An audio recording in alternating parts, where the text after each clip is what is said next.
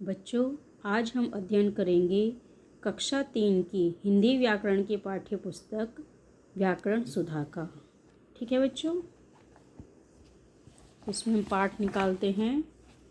पाठ 5 लिंग। तो बच्चों, जब हम सुनते हैं लिंग तो क्या समझते हैं? तो बच्चों, आपके घर में देखो, आपके माता पिता हैं तो आपकी मम्मी एक महिला हैं और आपके पिताजी एक पुरुष हैं। तो महिला स्त्रीलिंग होता है और पुरुष पुल्लिंग। तो यहाँ पर हम किसका अध्ययन कर रहे हैं? लिंग का। तो समझ में आया बच्चों? देखिए, चित्र देखकर वाक्यों को पूरा करें। देखिए, यहाँ पर दो हैं, एक स्त्रीलिंग है और एक पुल्लिंग। तो यहाँ पर क्या है? बंदर केला खा रहा है। तो बंदर क्या हो गया? पुल्लिंग। बंदरिया नाच रही है तो बंदरिया क्या हो गई? स्त्रीलिंग। अब देखिए, पूजा खाना बना रही है तो यहाँ पे देखिए स्त्री है तो स्त्रीलिंग होगा। पिताजी लैपटॉप पर काम कर रहे हैं तो पिताजी क्या कर रहे हैं? लैपटॉप पर काम कर रहे हैं। पिताजी क्या हो गया? पुल्लिंग हो गया।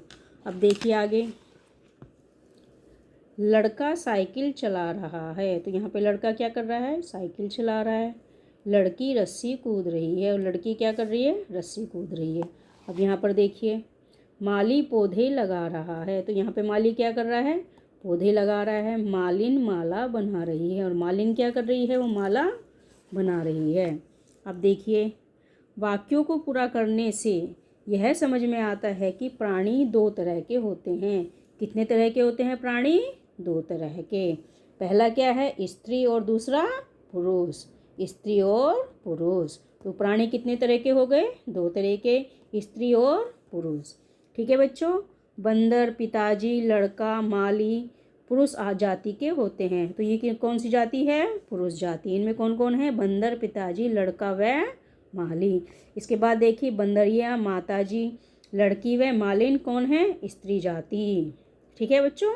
अब देखिए लिंग। तो ये चैप्टर क्या है? लिंग। तो अब हम कैसे इसको परिभाषित करेंगे?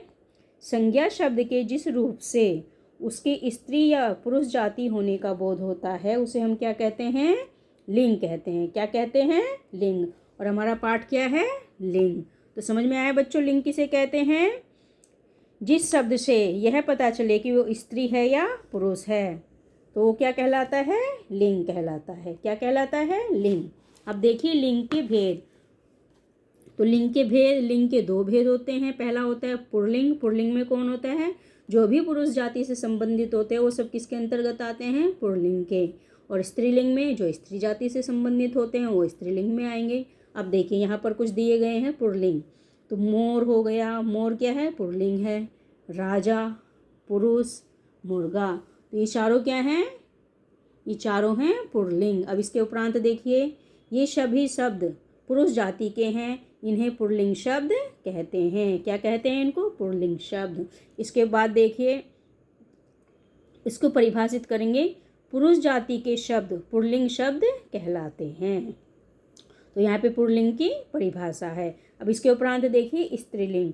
अब देखिए स्त्रीलिंग के अंतर्गत कौन कौन आते हैं? मोरनी है, रानी है, स्त्री है और मुर्गा है। तो यहाँ पे क्या हो गया? पुल्लिंग हो गया। मोर स्त्रीलिंग मोरनी, राजा स्त्रीलिंग रानी, पुरुष स्त्रीलिंग स्त्री, मुर्गा स्त्रीलिंग मुर्गी। तो यहाँ पे क्या हो गया?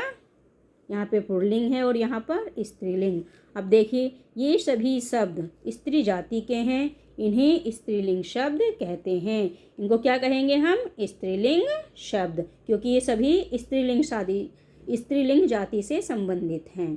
अब देखिए इसकी परिभाषा किस प्रकार से होगी? स्त्री जाति के शब्द स्त्रीलिंग शब्द कहलाते हैं। क्या कहलाते हैं? स्त्रीलिंग शब्द। तो स्त्रीलिंग शब्द क्या होते हैं? जो स्त्री जाति से संबंधित होते हैं वो स्त्रीलिंग शब्द कहलाते हैं। अब देखिए वस्तुओं के नाम व लिंग, यानी कि जैसे भाई ये क्या है? ये तो इंसान है और जानवर है। अब देखिए वस्तुओं के नाम किस प्रकार से हम करेंगे। कुछ वस्तुओं के नाम से ही पुल्लिंग माना जाता है और कुछ को स्त्रीलिंग। तो कुछ वस्तुएं क्या होती हैं? पुल्लिंग होती हैं नाम से ही, और कुछ वस्तुएं स्त्रीलिंग।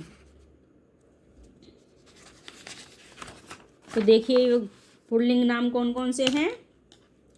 घड़ा, घड़ा क्या है? पुल्लिंग है। पंखा, पंखा क्या है? पुल्लिंग है। गेहूँ, गेहूँ क्या है? पुल्लिंग है। हीरा, हीरा क्या है? पुल्लिंग। तो यहाँ पे घड़ा क्या है? मिट्टी का बना होता है। पंखा जिससे हम हवा करते हैं। अनाज, गेहूँ, गेहूँ क्या होता है? अनाज, जिसकी आप रोटी खाते हैं। उसके बाद है हीरा, हीरा क्या होता है? एक खनिज होता है।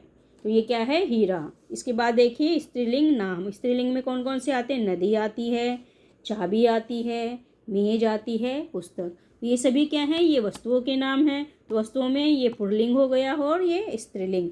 अब देखिए कुछ पुल्लिंग और स्त्रीलिंग शब्द। तो पुल्लिंग क्या है? भाई। स्त्रीलिंग क्या हो जाएगा? बहन। मामा, मामा का स्त्रीलिंग मामी। माली, मालिन। बेटा, बेटी। नर, नारी। गुड्डा, गुड़िया। बालक, बालिका। ऊँट, ऊँटनी। लेखक, लेखिका। समझ में आया बच्चों? अब इधर देखिए, घोड़ा, घोड़ी। बैल, गाय। शेर, शेरनी। राजकुमार, राजकुमारी। मुर्गा, मुर्गी। अध्यापक, अध्यापिका। नौकर, नौकरानी। युवक, युवती। पंडित, पंडिताएं। अब देखिए कुछ शब्दों का लिंग नहीं बदलता, यानी कि कुछ शब्द ऐसे होते हैं जिनका लिंग कभी भी परिवर्तित नहीं होता, जैसे प्रधानमंत्री हैं, राष्ट्रपति हैं, डॉक्टर हैं। तो ये सदैव जो हैं एक ही लिंग में रहेंगे, चाहे स्त्री प्रधानमंत्री हो या महिला प्रधानमंत्री हो, तो वो दोनों एक ही रहेंगे, चाहे पुरुष हो चाहे स्त्री हो। तो प्रधानमंत्री हमेशा प्रधानमंत्री ही रहते हैं। अब देखिए इस पाठ से हमने क्या सीखा। शब्द के जिस रूप से उसके स्त्री या पुरुष होने का बोध होता है उसे क्या कहते हैं? लिंग कहते हैं। क्या कहते हैं उसे? लिंग। तो समझ में आया बच्चों, लिंग क्या होता है? जिससे पुरुष या स्त्री जाति का बोध होता है। अब लिंग के दो भेद होते हैं, एक पुल्लिंग होता है और एक स्त्रीलिंग होता है। इसके बाद पुरुष जाति का बोध कराने वाले शब्द पुल्लिंग कहलाते हैं और स्त्री जाति का बोध कराने वाले शब्द स्त्रीलिंग कहलाते हैं। तो कुछ वस्तुओं को पुल्लिंग माना जाता है और कुछ को स्त्रीलिंग। समझ में आया बच्चों? तो बेटा अगर आपको ऐसे ही और भी चैप्टर्स पढ़ने हैं वीडियो के थ्रू, तो आपको ये चैनल जो है सब्सक्राइब करना पड़ेगा और लाइक और शेयर करना पड़ेगा। ठीक है बेटा?